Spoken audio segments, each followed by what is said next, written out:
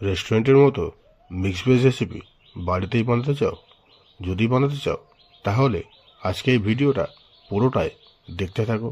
আর রেসিপিটি যদি ভালো লাগে তাহলে একটা লাইক দিয়ে আমাদের পাশে থেকো। চলো আজকের রেসিপি শুরু করা যাক।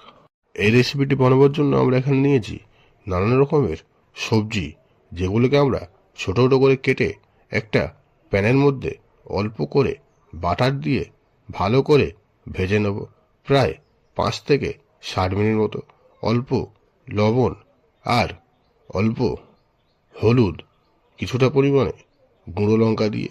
সবজির মধ্যে আছে আলু, ক্যাপসিকাম, বিনস, গাজর, ফুলকপি, মাশরুম আর কাঁচা মটর। তা বন্ধুরা, ভালো করে ভেজে নেওয়ার পরে এগুলোকে আমরা অন্য একটা পাত্রে তুলে নেব। তারপরে ওই প্যানের মধ্যে অল্প পরিমাণে তেল দিয়ে তার মধ্যে দেবো কিছুটা পরিমাণে গোটা জিরে আর 1 চামচ মতো কুচনো রসুন। এগুলোকে একটু নেড়ে চুড়ে নিয়েই ওর মধ্যে দিয়ে দেবো 2টো পেঁয়াজ কুচিয়ে। পেঁয়াজটাকে একটু লাল লাল করে ভেজে নিয়ে ওর মধ্যে দেবো 1 চামচ মতো কুচনো কাঁচা লঙ্কা। তারপরে ওর মধ্যেই দেবো 3টে মতো টমেটো কুচিয়ে। টমেটোর মধ্যে একটু লবণ দিয়ে ওটাকে আমরা প্রায় 2 মিনিট মতো নেড়ে চুড়ে নিলেই দেখবে টমেটোগুলো পুরো গলে গেছে।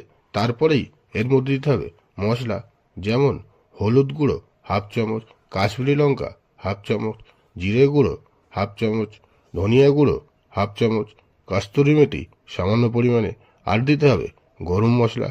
সব কিছুকে দিয়ে একটু নেড়ে চুড়ে নিয়ে ওর মধ্যে দেবো একটু সামান্য পরিমাণে জল। তারপরে 2 মিনিট মতো মশলাটাকে কষিয়ে নিয়ে ওর মধ্যে দেব 50 গ্রাম মতো কাজু বাটা। কাজু বাটাটা অ্যাড করার পরে ওটাকে আমরা 2 মিনিট মতো আবারও নেড়ে চুড়ে নেব। তারপরে যখন দেখবে মশলা থেকে তেল ছাড়তে শুরু করেছে, তখন কিছুটা পরিমাণে কুচনো ধনেপাতা দিয়ে মশলার মধ্যে সবজিগুলোকে দিয়ে মোটামুটি 3 থেকে 4 মিনিট নেড়ে চুড়ে নিলেই রেডি হয়ে যাবে আমাদের আজকের রেসিপি।